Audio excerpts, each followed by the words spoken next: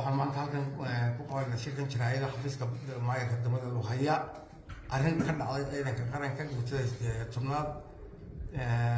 28 bisha oo inama ciidanka ay sameeyeen oo video iska duubeen anigoo taliyo ciidanka qaranka ee halkan degan ee Luqaya guutada tobnaad waxaan raaligelin ka bixinayaa inamadii ku hadlay hadalka deeqaafka ee degmada Luqaya ku sheegay inay ka qabsadeen Malaysia waxay u dhigeen السلام عليكم. raaligelin ma ka soo baxayna waxaan raaligelin ka siinaa shacabka reer Soomaaliland waxaan raaligelin ka siinaa gaar ahaan kuwa reer Luqaya waxaan raaligelin ka siinaa maamulka degmada Luqaya oo imika wareerada fadhiyo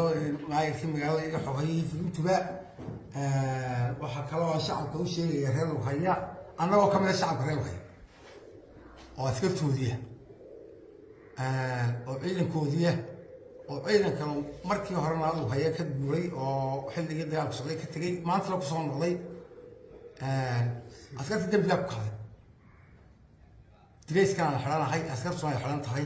korleelka wuxuu leeyahay dhammaan ciidanka qaranku xidhay shacabka askar waxa laga soo yeeyay cashuurtii laga ururiyay haweenka iyo dumarka ayaa laga soo yeeyay cidii ku gaflagaad waxaan deyn ku kacda waa laga saaraya waxaa ka cadeynaya labadii askari kii duubay ee TikTok dhigay iyo kii hadlay hadalka ku hadlayba